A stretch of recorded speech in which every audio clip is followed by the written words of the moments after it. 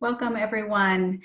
Thank you for joining us, and thank you so much, Koshin and Chodo. This is our Garrison Institute's virtual sanctuary through Zoom's live interactive webinar.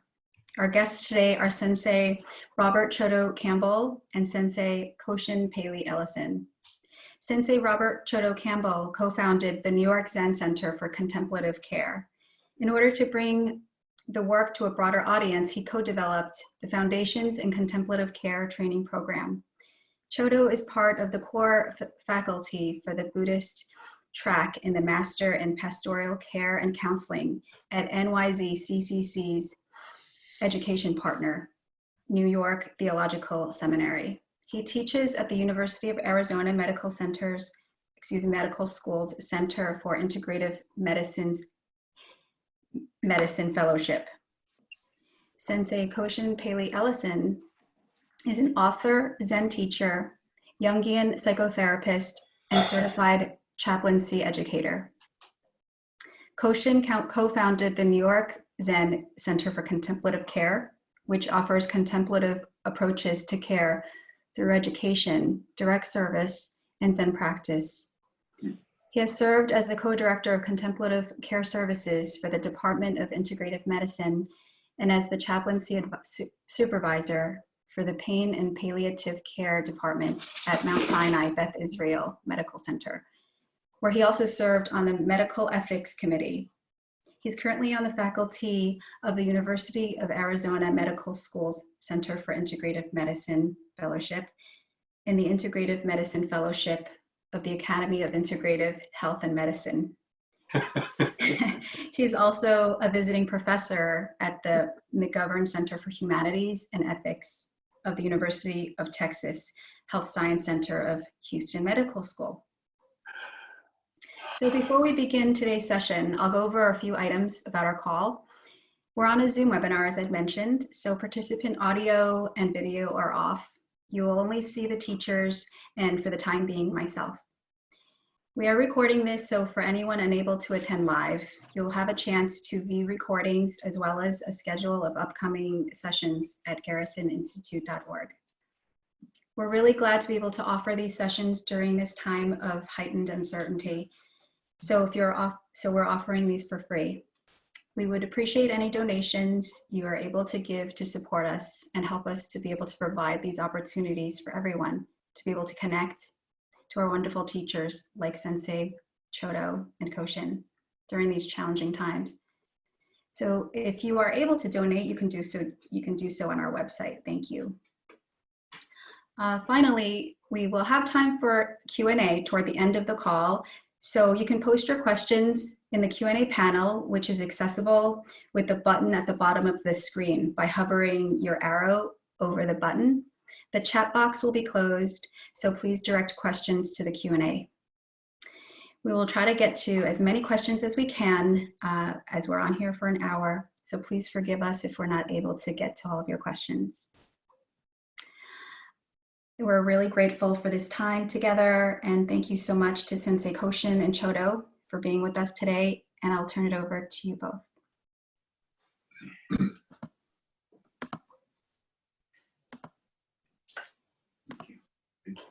Thank you. Top of my head's gone. Lovely to see you all from our living room to maybe yours. And so we want to begin by just coming into silence together. So let's just find our breath in our body, maybe opening our shoulders, finding where there might be tension, and just softening into the strength of our uprightness of our body and mind. Finding the softness in our belly. And maybe bringing our full attention to the softness of what we call your hara, which is that place 2 inches below your belly button. And allow your mind to rest there. And so in this practice together, we'll just be sitting for about 2 minutes, and then we will carry through And in these 2 minutes, let's just see if we can actually be here. In this time of great uncertainty, the medicine that we find is the softness and uprightness. Let's see.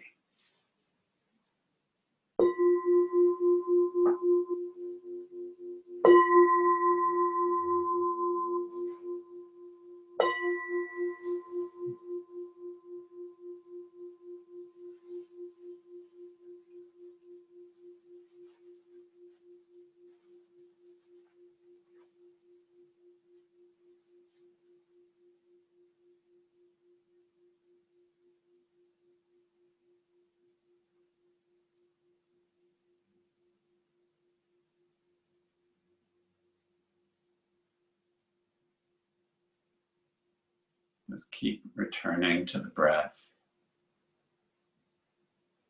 returning to the softness again and again.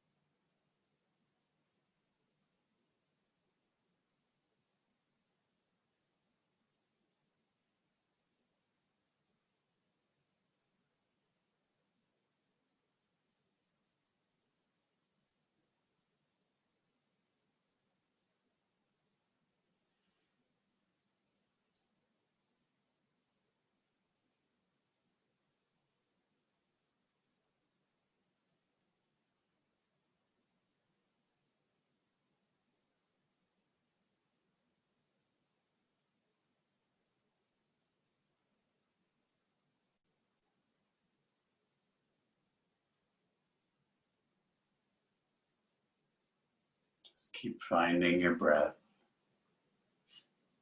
and allowing it to be soft in your belly.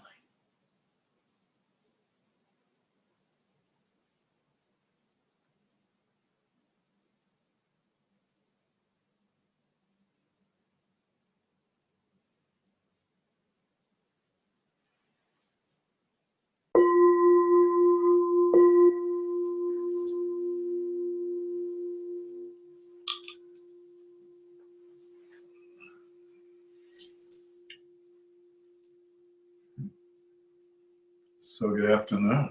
I'm Chodo, and it's great to be here. It's great to be here from, as Koshin mentioned, our living room on the Upper West Side, close to Columbia University.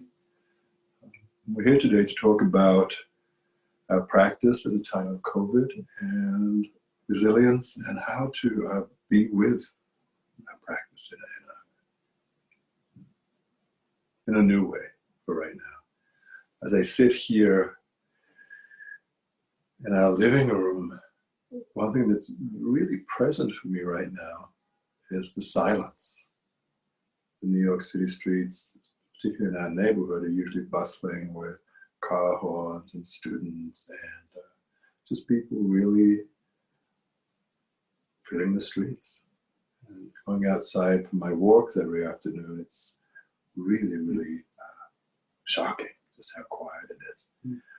So outside of the news that's on every 15 minutes with the updates and the reality of what's happening in the hospitals around us, both in New York and across the country, this silence is so present.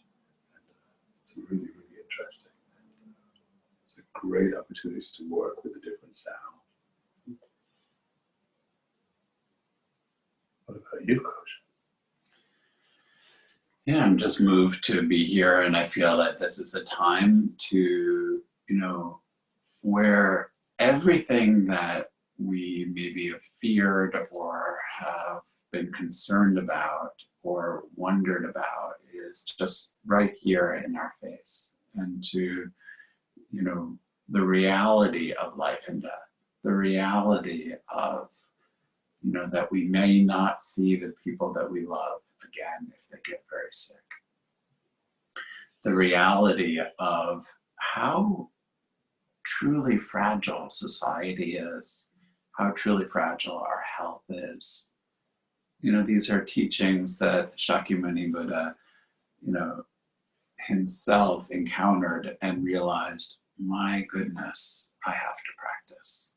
And so for me, one of the things I've been really reflecting on in our work at the York Zen Center is really about how do we show up to these events? How do we show up in our life? You know, what we do is not as impactful as how we are in it. And so the practice of resilience and compassion for me is when I can really locate the tenderness in myself and allow myself to feel the 5 flavors of experience, the sourness, the bitterness, the heartbreak, the joy of spring, and all of the flavors. And to remind myself that if I can feel the range fully, or if I'm really caught in one feeling or one flavor, that to widen out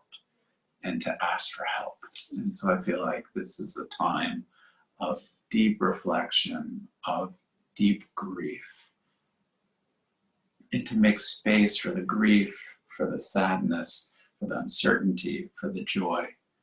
And that for us, that the medicine is right here in the 3 inextricably linked aspects of what our work is, which is to study, to learn, to care, and to practice.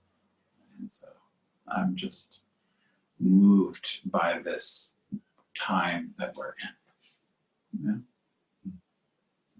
Yeah. And to sit with you. And to sit with you. Yeah. We're doing a free flow kind of session today, so I hope that's okay with you. We don't have kind of a script or lines or anything like that. But what I'm reminding of when you were talking about the time that we're in right now, it reminds me, for those of you who were around during the AIDS pandemic back in the 80s, just how resilient we can be in times of great crisis. During those days, I was very active on the AIDS suicide hotline and marching with Larry Kramer, ACT UP, Silence Equals Death. All these visions are coming back to me as I'm speaking right now. And the resilience that swept through the country, you know, it's like not just in New York, but on the West Coast and globally, how we were able to stand up, to help, to be with each other, to create communities in a very new way, in a very different way, and how we came together so beautifully. And that's what I'm reminded of, and that's what I'm thinking about in this crisis today that we're in. You know, the certainty that as communities we can come together, those of us who wish to do so, and how for me now in this time, my practices are it's so important. It's so important to be able to sit with others in community and to know that there is a community out there. And that we can be resilient, and that we can help each other, and we can get through this, and we will get through this. That's what I was thinking of right now.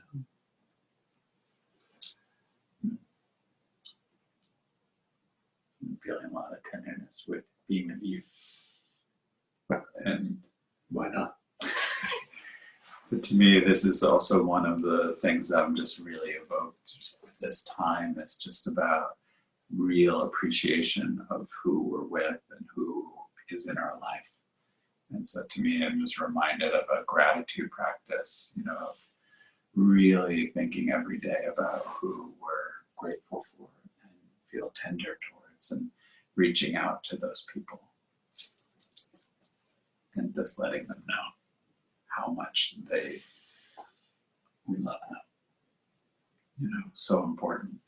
And, you know, thinking about tragedy and how events happen that feel like they change the world. I was reminded of like when I used to live in Brooklyn in 2001, 2001? No. And 9/11 in 2011. And in that morning, just, sitting on my roof and with people I care so much about, and just watching the planes, hit. And I feel that I've been also hearing from our Sangha and from other folks that I work with, about how this time is also evoking that kind of inconceivable nature. And where at that time people felt like, how could we bear this? How can we bear it? And so for me, one of the things that we keep learning, and maybe it just takes our whole lives to learn, is how do we learn how to bear the unbearable, what seems unbearable, and to feel that, our lives will never be the same, or, right, I hear a lot lately about this idea that we're going to, this is the new normal. Well, the reality is life is constantly changing. So the AIDS pandemic, which still is very much in our world, and, horrible acts of violence like 9/11, and this moment with COVID, it's so heartbreaking, and there's going to be no way that we'll ever be. And to me, actually, normal is maybe overrated, in that we're in an ever-changing reality that will never get clear. And so how do we find the place of rest in it, in what we feel like is unbearable, in what we feel like I would prefer anything else but this, right? And so for us, in a lot of our work and the practice itself is really about how to find that resilience in chaos, in change. Chaos is a popular kind of dramatic form for change, when the unknowable, which we're deeply in. And so how do we find a vow or a meaning, what is most critical in our life? How do we find connection and agency? What is it that we can do in this life to participate, whether it's writing a letter or, supporting a lunch for someone, or whatever that is, dedicating our practice.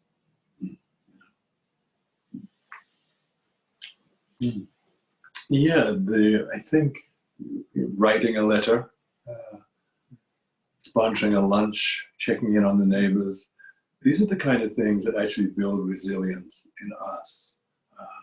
We feel that we're not alone, we're not so much, inwardly thinking, but thinking about others. This is, for me, one of the seeds of resilience.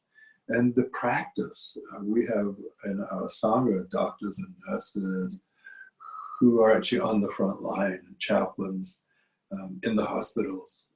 Thinking of one of our doctors who is the director of Pastoral Care at a major hospital here in New York, who actually contracted COVID a few weeks ago, and was home and then remained in quarantine, and is now back in the hospital with his dedicated team, dedicated to seeing this thing through until it's time to leave. But that devotion, that steadfastness to practice. When he emailed and said, I'm here in my bed, I'm not feeling great, I'm suffering XYZ, and I thank God that I have the support of the Sangha. Without this practice, I have no idea how I get through this in such a slightly easier way. So these are the things that, for me, are so important. as I said again, the practice to hold on to our communities, to hold on to my sitting practice, my zazen, and whatever your practice is, whatever your meditation practice is, to allow for the pain, the suffering, to enter into the body, to breathe with that, to breathe into that, and to know that these feelings these emotions are, as we know, impermanent. They'll come, they'll go. Sometimes they'll hang around for a lot longer, and sometimes they'll create all sorts of uncertainty and uneasiness in our body, in our mind. And yet, how important it is to know that this too, and this. And how do we work with all that arises? Right.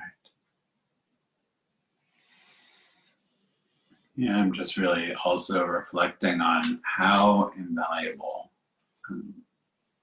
community is. And this is a time where, before we even entered this moment in time, they're one of the top 5 causes of death is social isolation. And so that we're already living in a world where people are very alone. And so how do we extend out? And so like in our meditation practice itself is, how do you really think about what your vow is, what you value the most? And how do you root it deeply? And we talk about rooting it deeply in your body so that your thoughts, words, and actions actually match that.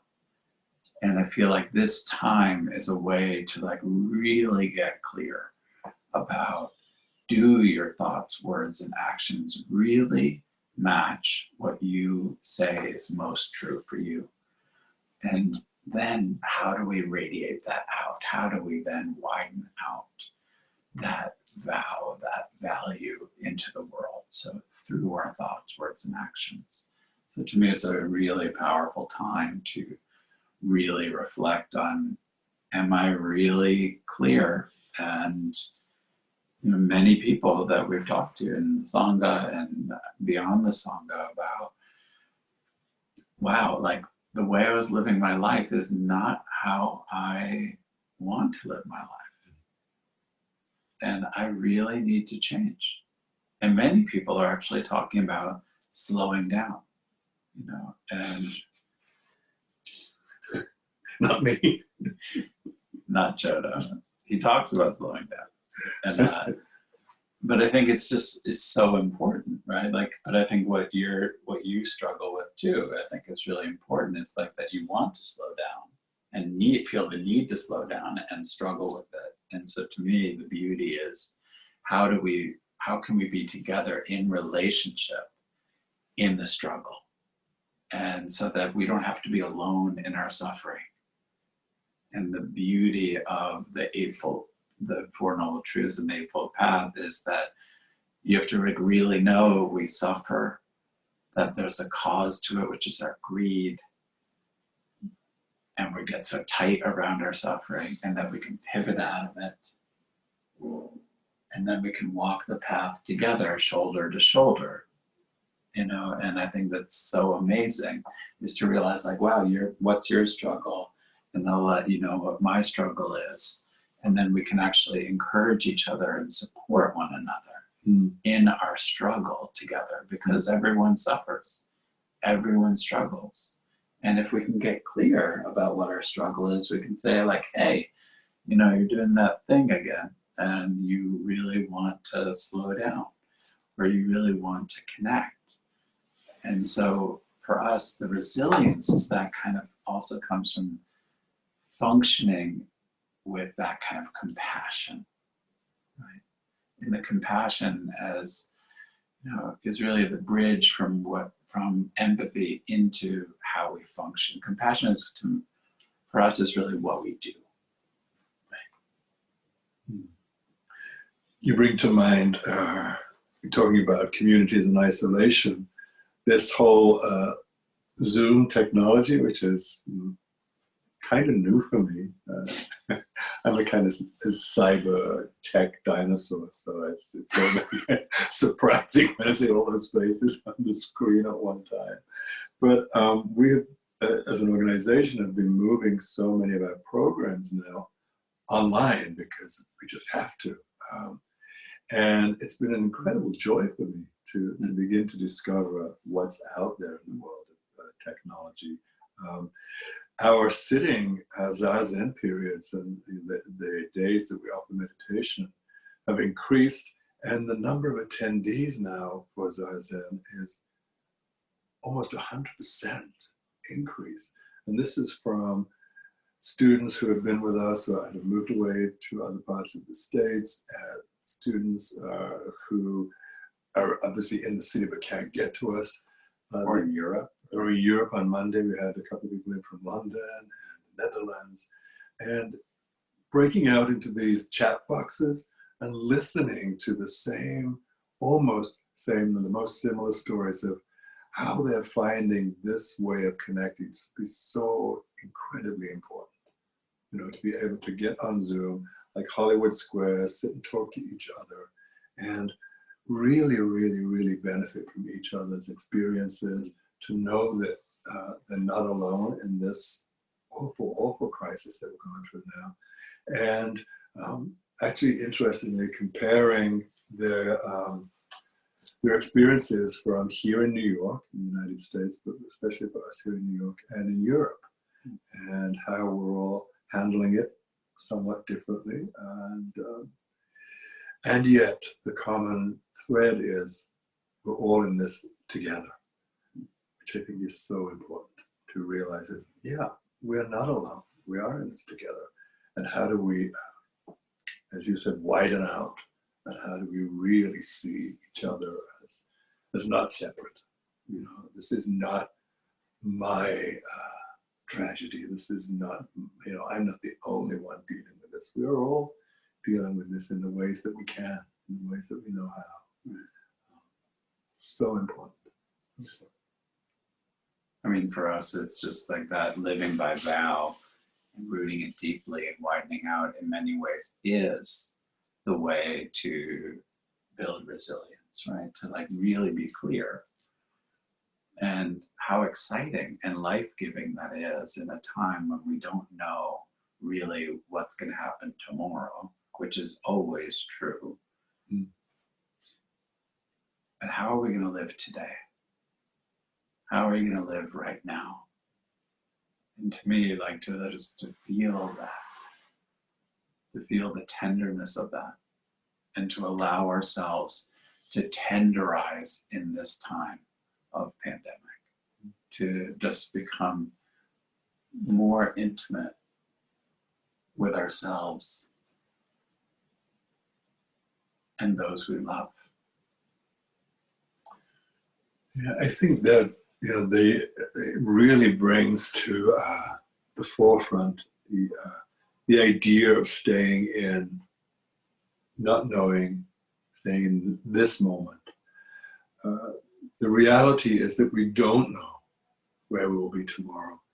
I've been speaking to students who are, you know, oh my God, what's going to happen next week? What's going to happen next month? Where will we be at the end of the year? These are all real issues, but how to not get caught up in those and bring on more suffering, more misery to ourselves, and to be fully present in this moment. This is what I have right now. This is my in-breath, my out-breath. This is what I can do today, you know, to be with others, to, as Koshin said, to make a phone call, to reach out to someone, to check in on my neighbors.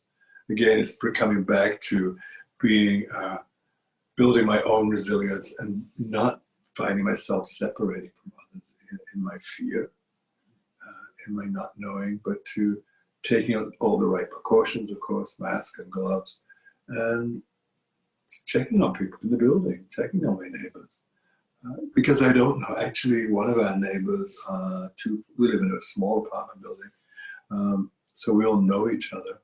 One of our neighbors was taken into hospital 3 weeks ago, and we have no idea where he is or what has happened to him. But the fact that we all know that someone from our apartment building, our community is suffering and may have actually died by now. And so we can't find out what has happened to him. But we're all, to a certain degree, grieving he's not being here, grieving his non-presence. And we're definitely stuck in that place of not knowing. And how to be with that is of utmost importance to me anyway. And to make that space for our grief and for our not knowing, and to, share with each other. That's one of the things that I've been so moved about in this time also, where people, in our community, like after each sit, we have a moment where we check in small groups, and to really just say how are you right now? And how are you working with what's happening? And, in the whole range from howling in terror and to disorientation, to people feeling a lot, maybe even guilty for feeling well.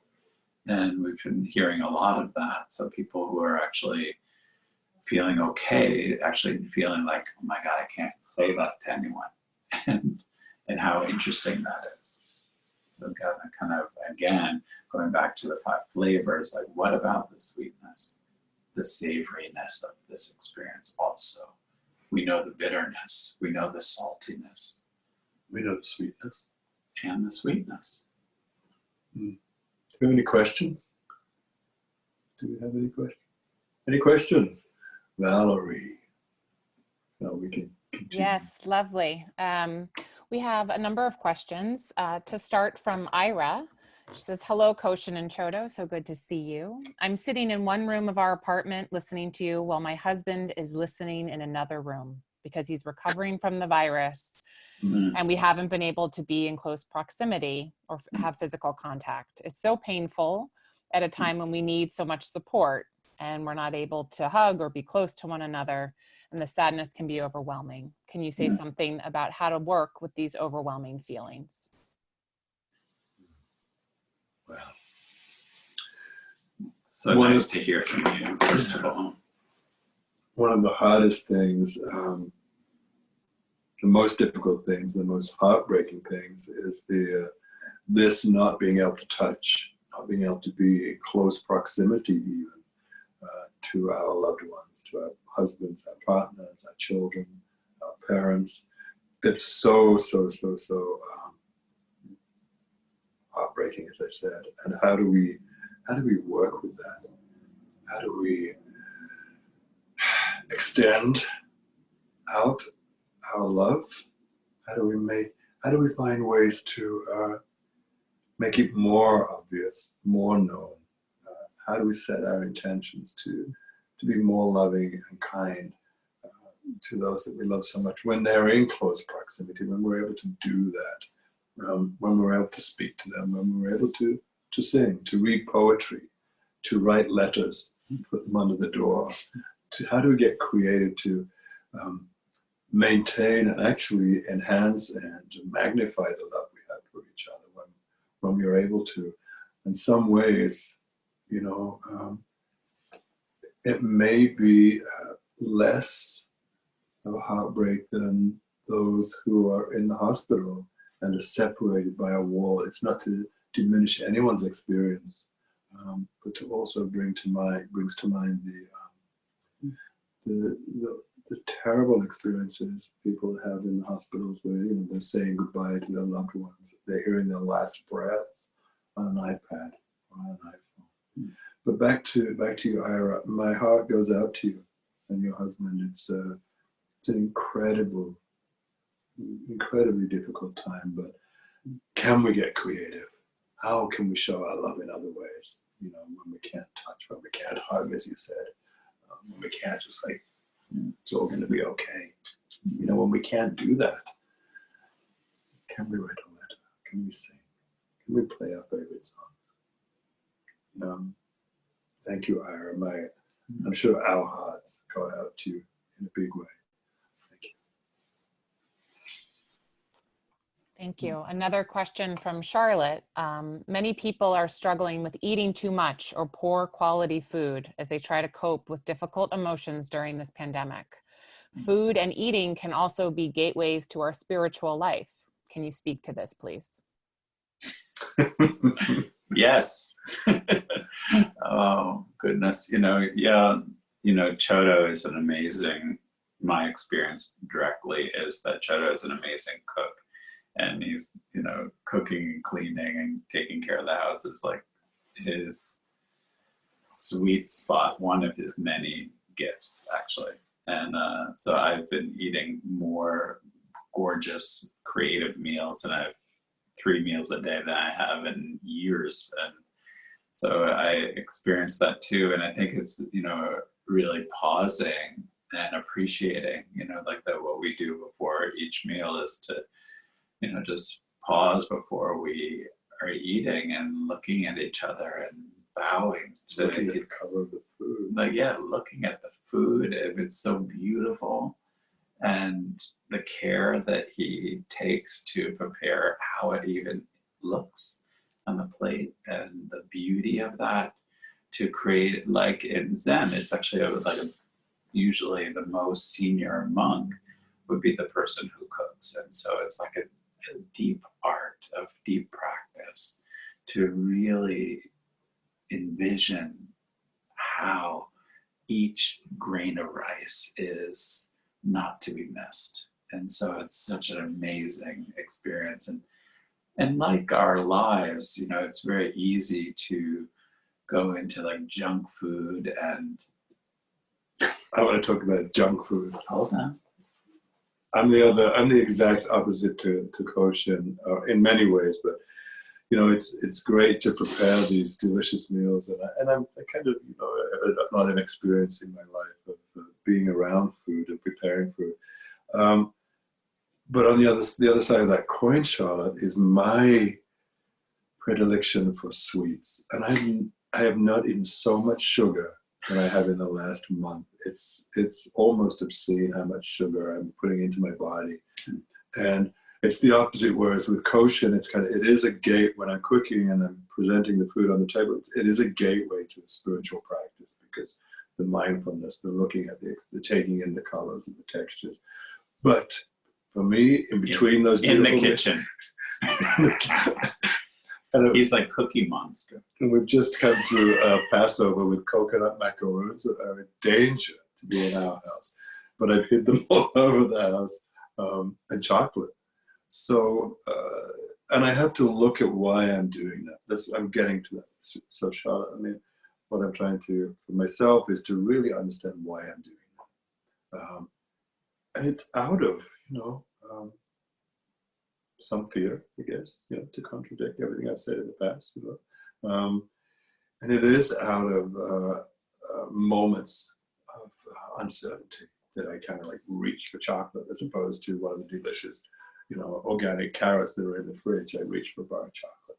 So I have to see how my spiritual practice, you actually measure my spiritual practice by what I'm putting in my body.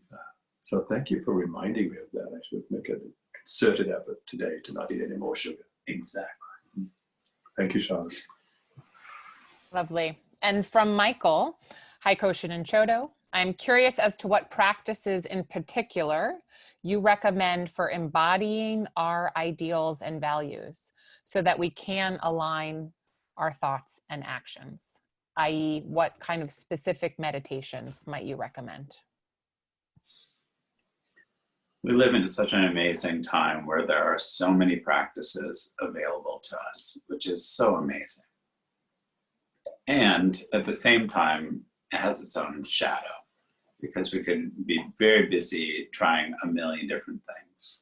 So what I would recommend is finding a practice that you can really root down in, and find a teacher or a community and really go deep. Because for me, whenever you go deep in whatever that tradition or practice is, so many things open up. But if we kind of stay along on the surface, then we have a surface kind of experience. It's like this great insight meditation teacher named Ajahn Chah. He said, you know, if you want to be a little bit free, practice a little bit. If you want to be pretty free, practice pretty much. And he said, but if you want to be totally free, practice wholeheartedly. And so how do we practice wholeheartedly? And to me, the only way to do that is to totally give yourself to it, so that whether it's Zazen or insight meditation or Jewish practice or Islamic prayer, whatever it is, go deep and find teachers and community to support you, and also who you can support. Mm-hmm. So thank you so much. Great. And then a particular question here about bedtime practices you might recommend as sleep is being impacted by, and, you know, hard to be with others, you know, physically. And then we have all these aspects of these time, which are increasing our anxiety. So the question is around, you know, yes, I'm practicing meditation, I'm doing yoga, but my sleep is very disturbed and my dreams are violent. So are there any bedtime practices you could suggest?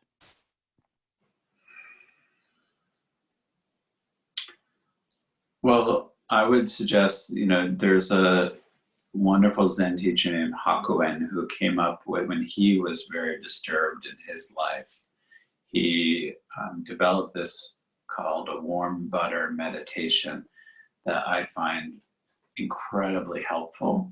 And you can actually, I gave a talk about it and led a practice on Tricycle. So you can find it there as a resource. And you can also look it up there's a book called Wild Ivy. And basically it's about this, it's a body scan, but about imbuing these qualities into your body. So like thinking about the most important qualities and how do you allow them to pour over you. And it's all coming from this pat of butter, or this pat of, this pat of butter that's just dripping over your head, and it's filled with its warm feelings, and it's filled with golden. It's filled with all the attributes that you want, and it's filled with all the pleasant feelings that you'd like to bring to the body, to bring to mind. And so you imagine this butter just, you know, really going, imagine it over your ears, your cheekbones, your nose, your chin. By the time you get to maybe the waist, you're already falling asleep. And you can actually do it standing up, laying down, sitting, and try to get to the tips of your toes with this warm melted butter.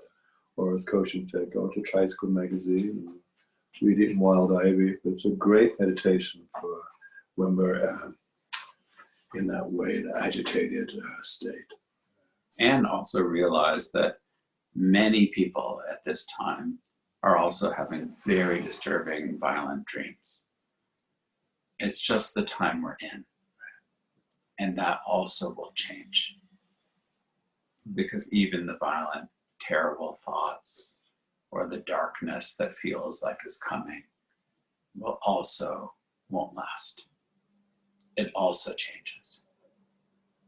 So for me to turn learning to take refuge in the ever-changing nature of reality, you know, is a lifelong process and moment-to-moment practice. Should we do meditation now, Valerie, or take some more questions? Yeah, I think a meditation would be great. One last question, just to what you were just speaking to, was, you know, is this the time to contemplate death and impermanence? Definitely. That's a heavy one going into meditation, but we should always be contemplating death and impermanence. That's our practice. You know, it's ever present, and particularly now, when we have no idea, just walking out on the street, if we're going to contract this virus. But yes, to meditate on it, to not ruminate and drive ourselves into fear states, but to really look at the teachings of impermanence and how do we live with, how do we work with, how do we inhabit, the reality that, yeah, we're here today and maybe not tomorrow. But as I said, not to live on about 30-pound Maine Coons, as I look at on the table. How do we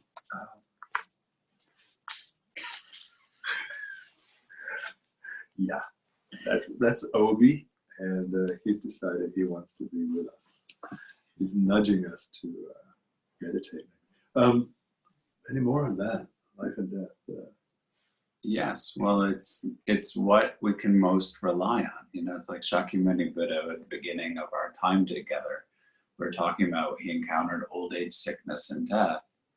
And these are the three things you can completely count on.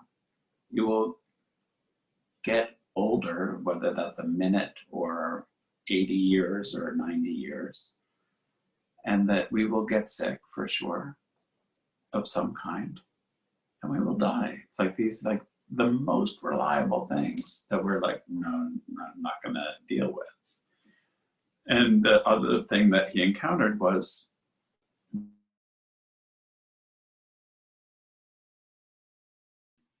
Oh, looks like we might have lost them.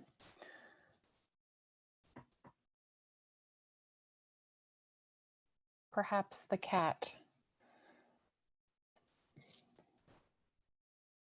We'll give them a minute, see if they can rejoin.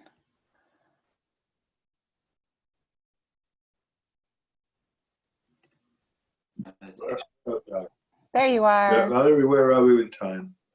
Yeah, so I think we'll start wrapping up. So maybe just a short meditation to close. Sure. Lovely.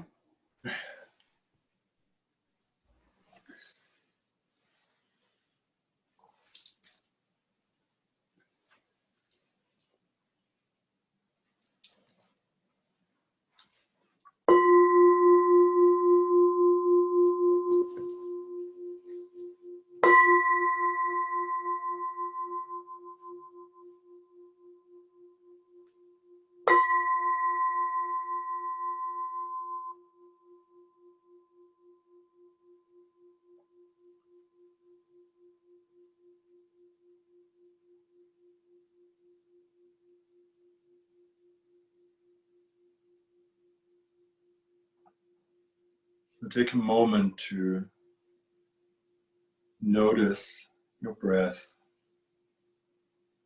each in-breath and each out-breath. Don't try to change the way you breathe. Just notice how you're breathing now. Whether your breath is smooth, easy, maybe you find yourself agitated. Just notice.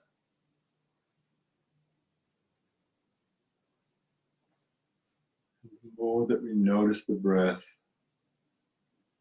naturally begin to soften.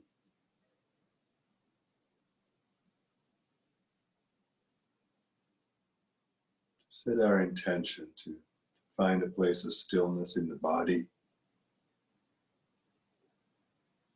Notice any sounds around you. Notice the temperature in the room.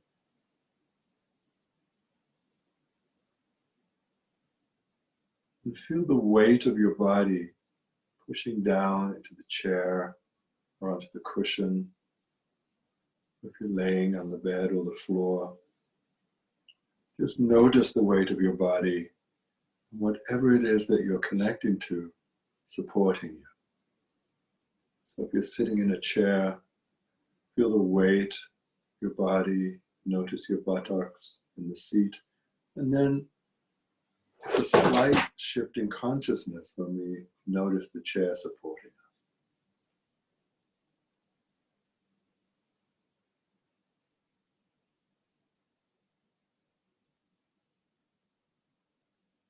Bring your attention back to your breath. Notice what's present for you in your body. If you're holding on to any tension, perhaps breathe into that space. Your shoulders are tense up around your ears. Allow your shoulders to drop. Many of us hold our tension in the jaw. Notice that and allow the jaw to slacken.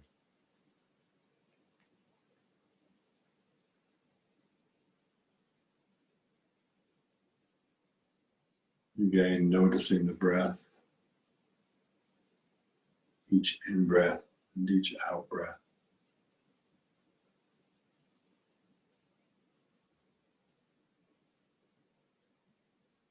This particular meditation, you can spend 20, 30 minutes just noticing the body, noticing where we hold tension, noticing sounds and smells, not getting caught up in anything. Continuously coming back to the breath, to each in-breath, bringing life into the body.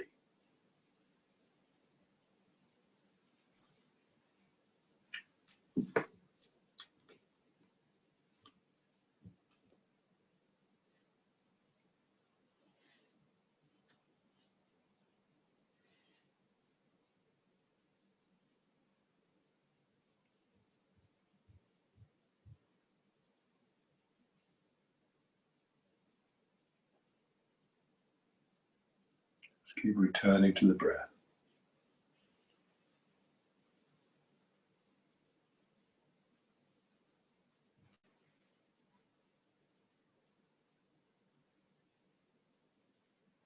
Let's dedicate the merit of this meditation, this time together,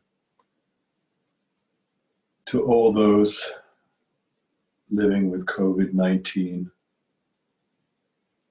to those who are taking care of those living with the virus, to the families, to the friends, to the relatives of those who have died from this virus.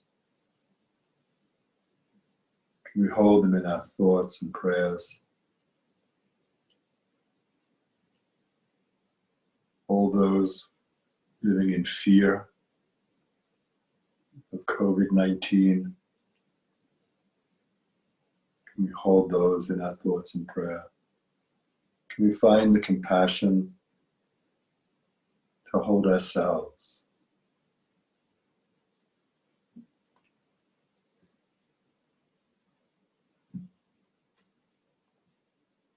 To wish safety for ourselves, to wish freedom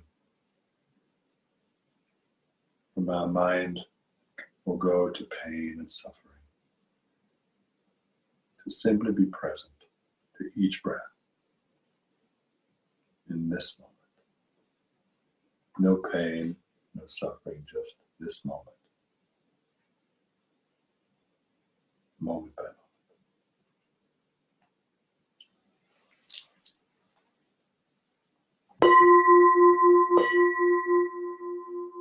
Thank you all so much. Thank you. Pleasure to be with you. And may we all get through this very quickly. May we find peace, harmony in the days to come, in the not too distant future days to come. Be well, be safe, and nourish yourselves. Thank you.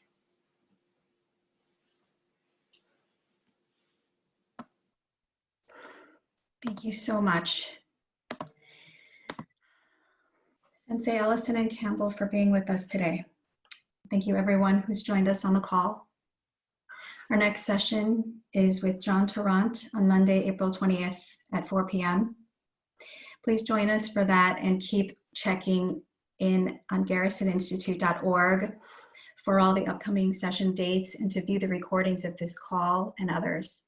We're providing these again for free. So if you would like to support us and our other efforts to keep everyone connected at this time, please consider donating at garrisoninstitute.org. May everyone be happy, healthy, and safe.